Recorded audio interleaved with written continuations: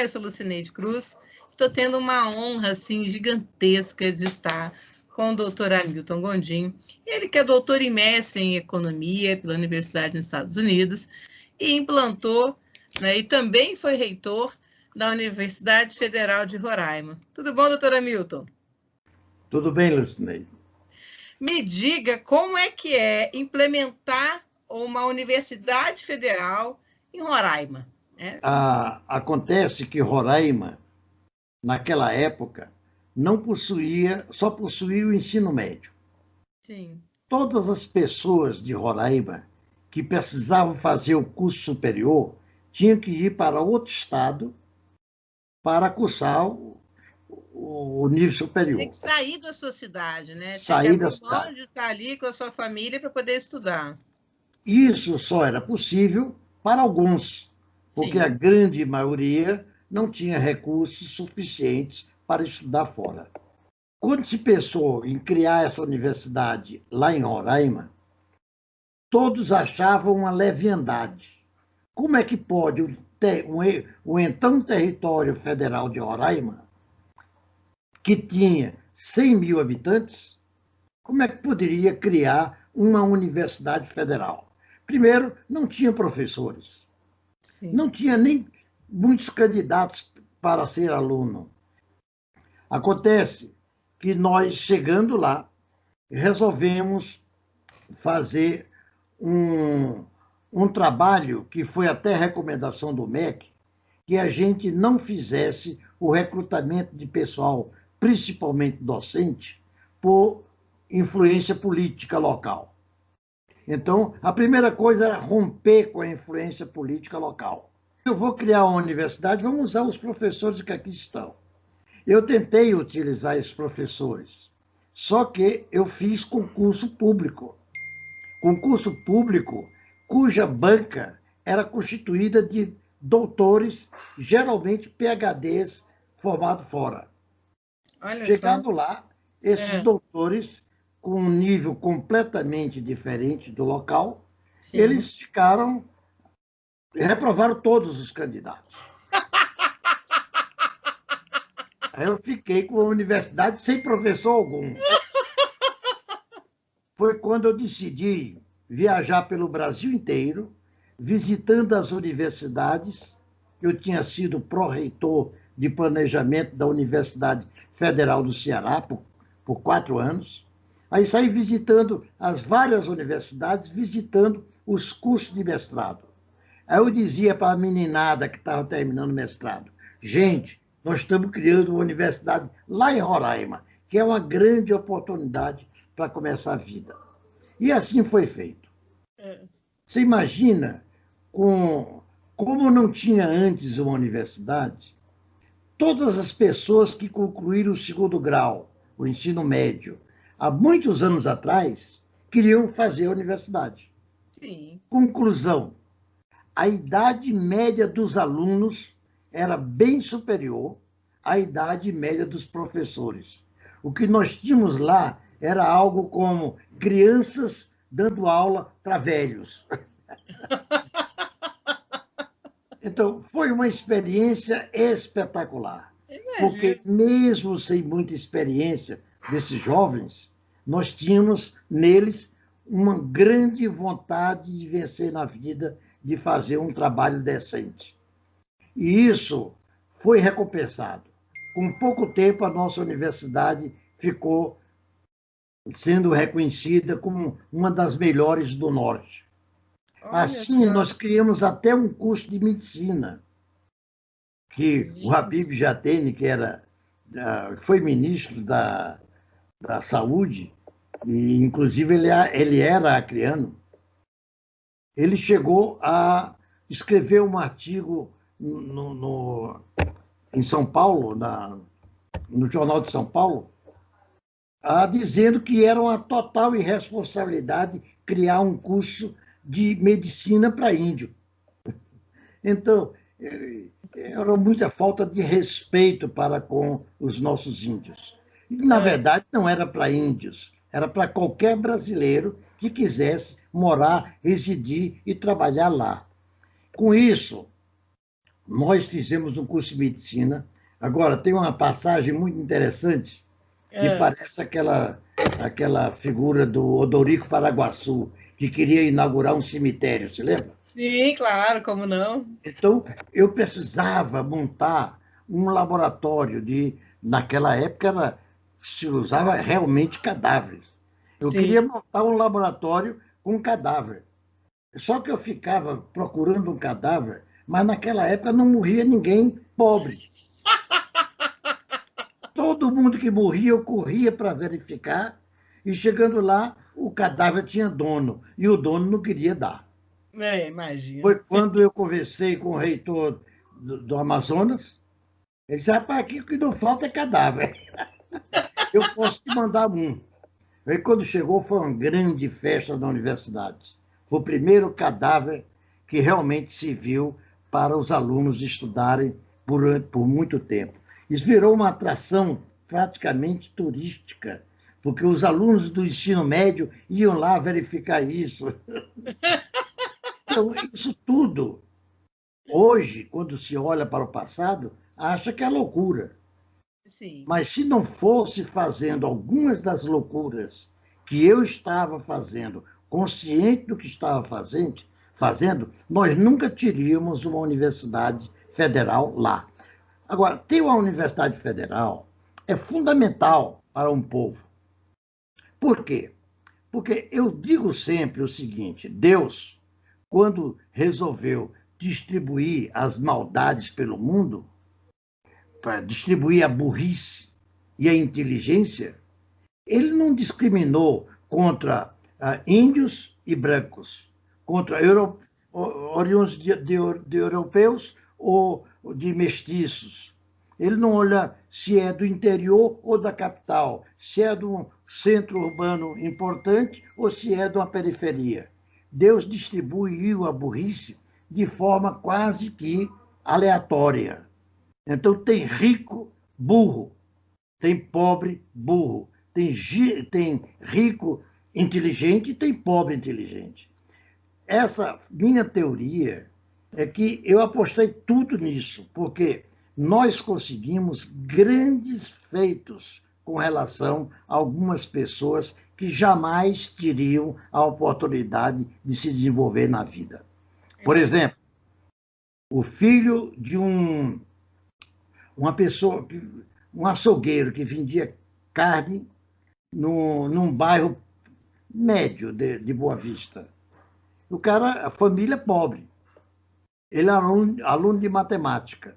Um professor chegou para mim e disse: reitor, nós temos aí um aluno no primeiro semestre que sabe mais do que todos nós juntos. Como? Eita. Aí mandei chamar o cara. E Sim. realmente o indivíduo era excepcional. Sabia que tinha conhecimento de matemática, e eu fui mestre de matemática no passado, então tinha conhecimento de matemática para. Aí eu liguei para o Rio, para o INPA, para o Instituto de Matemática Pura e Aplicada do Rio, que Sim. naquela época o então professor Elon, que foi meu professor, eu liguei para ele e disse: o Elon, por favor, eu tenho um cara aqui que é excepcional. Isso era em maio. O curso que eles dão no INPA para o pessoal do Rio, São Paulo, Brasília, geralmente é em julho. Eu falei para ele: ó, aceita esse rapaz aí, porque ele é fenomenal. Ele disse: rapaz, eu não tenho mais bolsa. Eu disse: não se preocupe. Eu paguei a passagem diária, hospedagem e mandei esse rapaz fazer o curso. Quando Olha. terminou o curso, todo mundo discutindo o melhor lugar seria do Rio, de São Paulo, Belo Horizonte, Brasília. Não deu outra, foi Roraima. Olha. Eu sei o seguinte, que eu não vou alongar muito, porque senão eu vou confessar alguns pecados que eu acho que ainda não são, eu não fui ainda perdoado, sabe? Apesar da minha idade. Mas para encurtar a história, quando chegou no final do ano, o Elon me liga e disse: olha, manda o rapaz de volta aqui. Mas não manda passagem nem diária, porque eu pago tudo aqui. O CNPq Olha paga só. tudo. Aí, quando terminou o curso de férias de dezembro para janeiro, o Elo disse: olha, Eu não vou mandar o rapaz de volta, não. Ele já está matriculado no mestrado. Olha. Mestrado dos mais importantes do Brasil, do Sim, INPA. claro. Aí eu disse, tudo bem. Eu arranjei naturalmente para que ele fizesse, né, praticamente à distância o restante do semestre. Da graduação. Então, de qualquer maneira, ele ia nas férias, fazia as provas todas e passava em tudo. Sim. Mas, com pouco tempo, antes de terminar o mestrado, ele foi matriculado no doutorado. No doutorado, ele começou a dar aula e orientar alunos de doutorado. Ele foi orientador da maior parte dos seus professores de lá, que vieram para o Rio e ele orientava. Nossa. A senhora mãe dele me procurou e disse, reitor, pelo amor de Deus, eu estou com medo de que ele perca tudo. Ele perde lá e perde cá porque não está fazendo a universidade. Eu disse, senhora, na minha opinião, a senhora com pouco tempo vai ter um filho que vai ser um dos maiores matemáticos brasileiros. Sim. Realmente esse rapaz era excepcionalmente bom. Infelizmente, ele faleceu de um ataque cardíaco orientando uma tese de doutorado. Um indivíduo Olha. desse, quando é que ele seria descoberto desse país? Nunca, Não. se não fosse Ele teria essa chance, né? oportunidade. E lá eu Teria. tive muita chance, Lucineide, de viver com pessoas fenomenais, índios, como um dos maiores indígenas que eu conheci, o Davi Yanomami. É uma figura simplesmente extraordinária. Eu, quando era professor, reitor da universidade, eu coloquei como professor. O ministro me chama e disse, reitor, você é maluco? Colocar uma pessoa que não tem o segundo grau como professor da universidade? Eu perguntei, ministro, você sabe a língua Yanomami? Conhece os costumes de Yanomami? Nós vamos ensinar isso. E nada melhor do que um tuxaua, um líder dessa Sim. comunidade. E o cara era extraordinário. Outros também, como o Jonas Marculino. O Jonas Marculino vive dando palestras na Escola Superior de Guerra, grande palestra para os generais sobre a situação indígena. E é um cara que eu dei todo o apoio da vida dele e ele transformou-se num advogado. Olha. Então, tem muita gente que pode ser advogado, pode ser médico, pode ser tudo. Agora, nunca terá uma oportunidade se não houver uma chance de ter uma universidade lá. É por isso que Só você me te ver. perguntou um dia desse. E os índios devem estudar? Claro que devem estudar. Porque os índios não são diferentes de nós. São seres humanos e, às vezes, ele é mais inteligente do que a gente. Ah, sim. Não tenho dúvida disso. Então, o que nós temos que fazer nesse país, em termos de educação, é oferecer às classes menos favorecidas, àqueles que não têm condições. Eu vejo, por exemplo, eu criei a Universidade Federal de Roraima e logo em seguida eu fui o primeiro reitor criando a Universidade Estadual de Roraima. Quando eu criei a Estadual de Roraima, eu fiz multicamp. Os professores viviam dando aula em tudo que é canto. E tínhamos escola, tínhamos faculdades, tínhamos campos até nas comunidades indígenas, nas malocas indígenas. Olha. Eu próprio dei muitas aulas e tenho muito orgulho disso. Dei aula onde eu precisava dormir na maloca, dormia debaixo de uma mangueira armado numa rede, porque não tinha nem local para dormir. Para dormir. Então, fizemos isso, demos aula para todos. A ideia básica era levar a universidade ao interior, levar a universidade para descobrir valores. Isso desde o começo, na federal e na estadual. Eu tratei de fazer isso. E para poder dar o exemplo, eu, sendo PhD em economia, eu não tinha problema, eu dava aula lá na periferia. Porque eu digo sempre, a educação brasileira tem um grande problema. É um paradoxo da educação.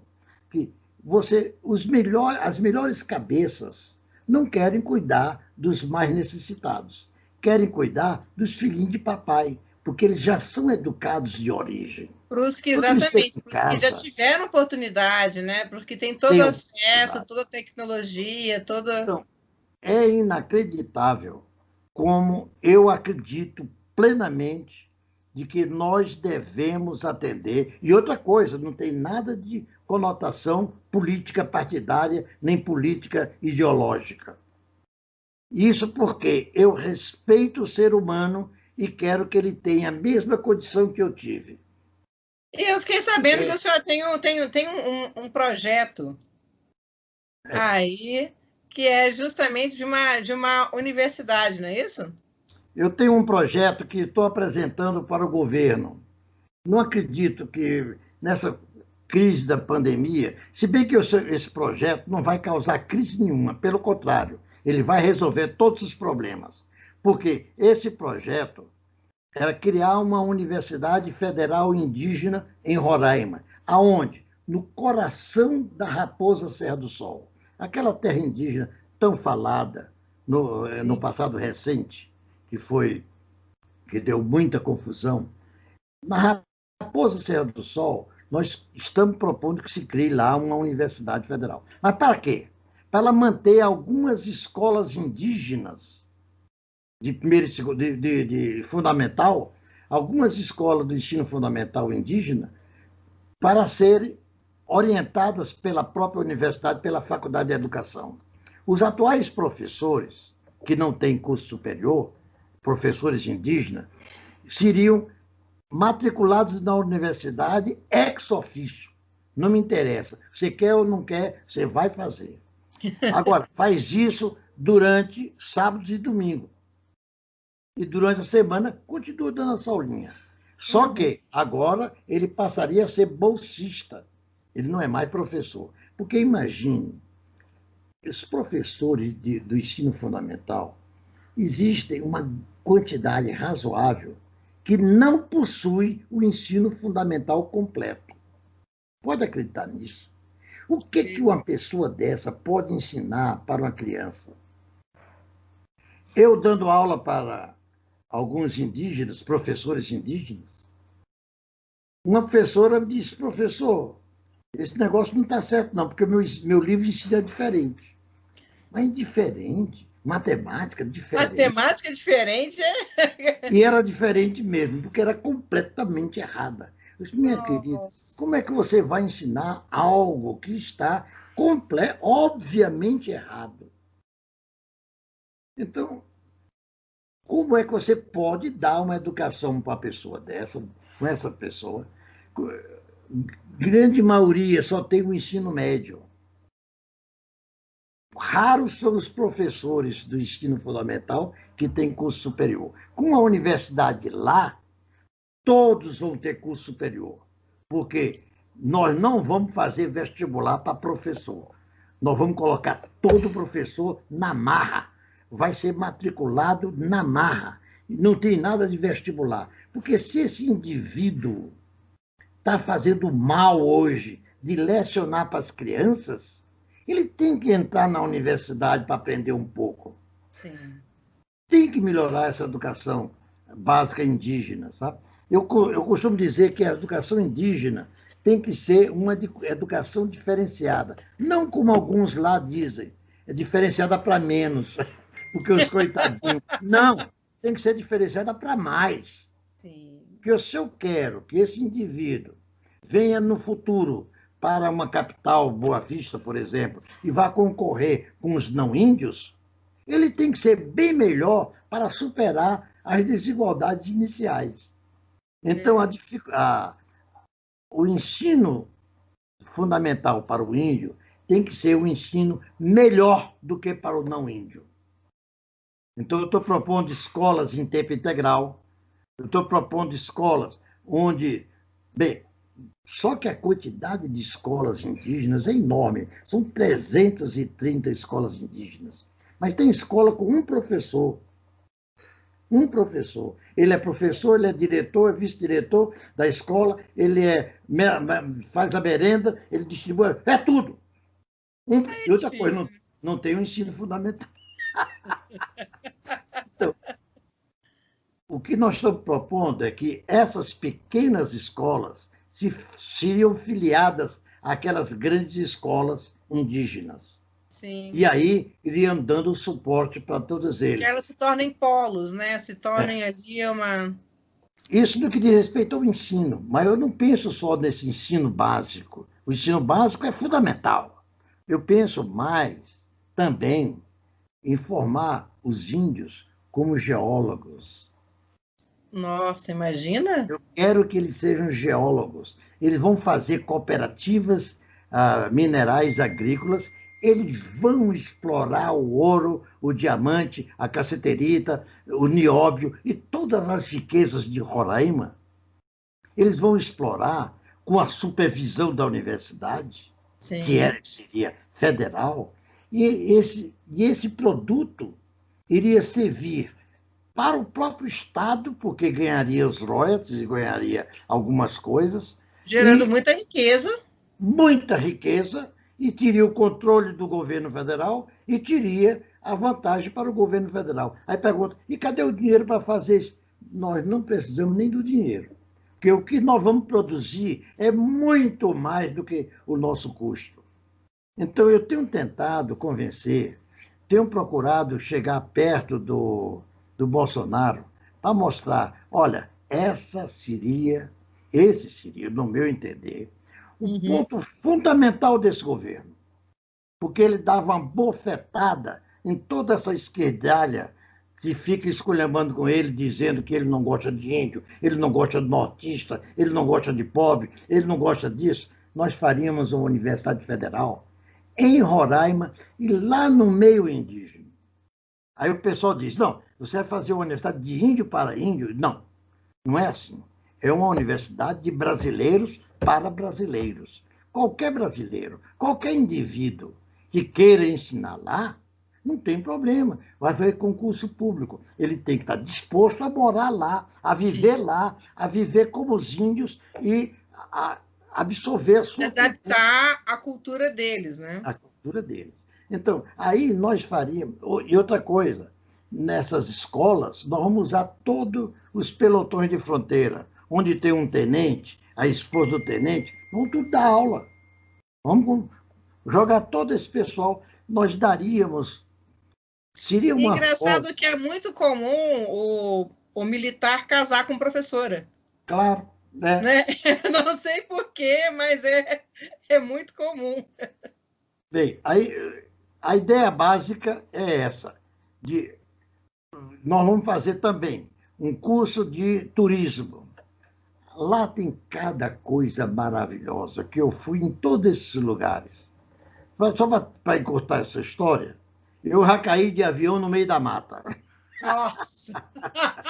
Meu porque Deus! a gente vive viajando, lá só tem um jeito de viajar, é de avião. É de avião? A merenda escolar é distribuída nas escolas de avião e de helicóptero, Olha só.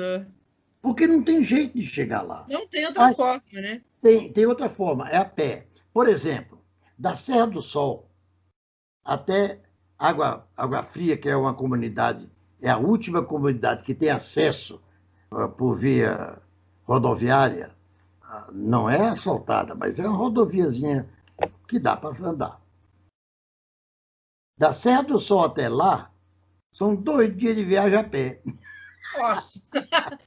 Aí a merenda fica difícil, hein? E isso é porque a Se Serra do Sol fosse é eu pertinho. levando, comia metade no meio do caminho. Da Serra do Sol até Caramambatai, que fica lá na fronteira com a Venezuela, já na base do Monte de Roraima, são mais 2 dias de viagem. E eu queria fazer essa viagem com eles, mas não aguento, porque a viagem a pé deles, eles andam muito mais rápido. Nossa! O senhor quer, eu nem penso. Então, é inacreditável, sabe?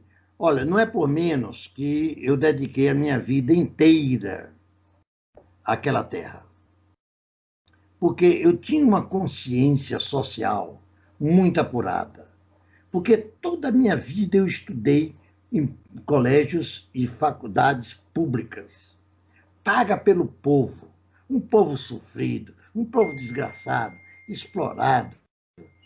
Eu fiz a escola preparatória de cadetes do ar. Eu ia ser piloto de jato, piloto de caça aérea. Eita, meu maior desejo do mundo era morrer numa luta aérea. Já Nossa. pensou? Mas aí eu deixei a escola e fui levar a vida por aí. Fui o quinto ou sexto PhD em economia do país. Antes de mim tinha o Edmar Baixa, que todo mundo conhece. O Langoni, que todo mundo conhece, foi presidente do Banco Central.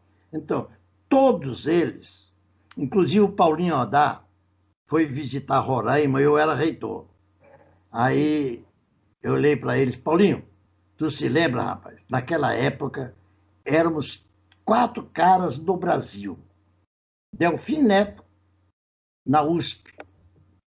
Mário Henrique Simas, no Rio, na EPGE, na Escola de Pós-Graduação em Economia da Fundação Getúlio Vargas. Paulo Haddad, de Minas Gerais. E Hamilton Gondim, do Ceará. Nós 4 nos unimos para fazer o primeiro esforço nacional de criar uma associação de pós-graduação, de mestrado em economia, para dar seriedade à coisa. Está vendo, Paulinho?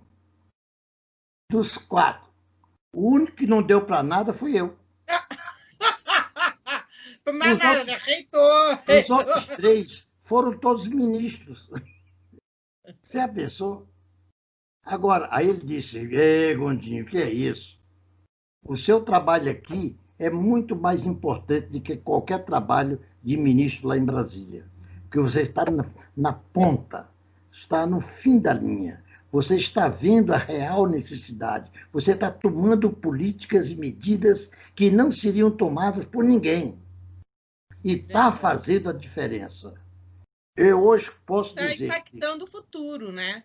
Porque quando você mexe, né, você leva a educação a um lugar, a uma região, né, as pessoas ali, elas são mudadas, as famílias, né, sofrem a alteração, porque o conhecimento, ele é libertador. Né? Então, liberta completamente. O conhecimento, ele leva a diversas outras questões, favorece muitas outras, né? E com certeza muitas famílias, né, foram modificadas, né, puderam sair ali muitas da situação que viviam graças ao conhecimento, graças à oportunidade que o senhor deu, né? É isso que eu fico muito feliz por uma história, né, que tem essa questão. É muito forte isso, né? Então, é impactar a vida de uma maneira muito positiva.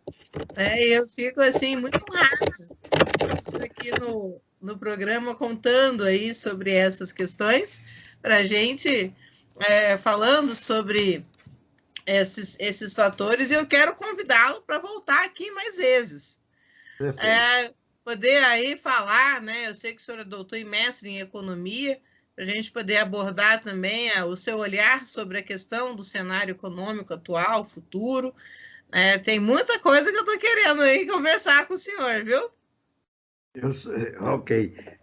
Em termos de economia, eu sou um defensor intransigente do nosso ministro da Economia, que ele sabe exatamente o que está fazendo.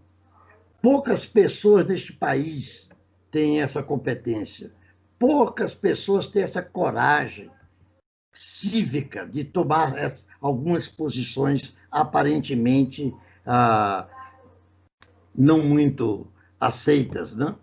Mas é fundamental que se dê oportunidade para que esse país se desenvolva. Querida, eu estive na Alemanha, não, eu estive no Japão e estive na Coreia do Sul. Meu Deus do céu! Como pode o nosso país... Uma vez o Bolsonaro disse isso lá em Roraima. Se eu fosse rei de Roraima, com 10 anos, Roraima seria comparável ao Japão. Você sabe que ele está com a razão? A riqueza nossa é É tão muito. grande lá em Roraima, e no norte, e no nordeste, em todo canto. Esse país é tão rico, tão rico. Infelizmente, tem um povinho que não ajuda muito. Mas, de qualquer maneira, esse país é tão rico que é, se houvesse seriedade mesmo, como está tentando levar agora esse atual governo, se houvesse seriedade mesmo, com pouco tempo nós vamos ser uma das maiores nações do mundo.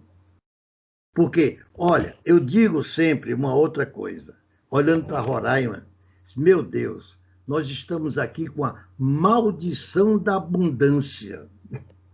Que a economia não é a escassez, Sim. pois eu tenho uma maldição da abundância. Tudo aqui é tão à vontade, tem tanta coisa aqui, que só podendo ser a maldição da abundância, porque tem tudo, ninguém faz nada. É inacreditável como o Japão, que não tem nada, faz tudo. Faz Israel, tudo. eu estive em Israel, ele não tem nada, eles estão no meio do deserto. É como eles dizem lá, Deus, quando prometeu, fez a terra prometida, ele esqueceu de colocar o petróleo lá. Nem petróleo tem, só tem areia, deserto. Aí os caras vendem flores para a Europa. Eles fazem tudo lá. E agora estão até descobrindo a cura do câncer, né? Então, Pois é. é inacreditável a capacidade desse povo, mas É, também a seriedade com que trabalham. é forte. Aqui não é muito sério, não. Olha, doutora Milton, é um prazer conversar contigo. Muito obrigada por esse bate-papo. Eu vou querer marcar uns outros bate-papos contigo. Tá ótimo, Já está convidado. tá combinado. Tá Muito joia? obrigado a você. Obrigada, até logo.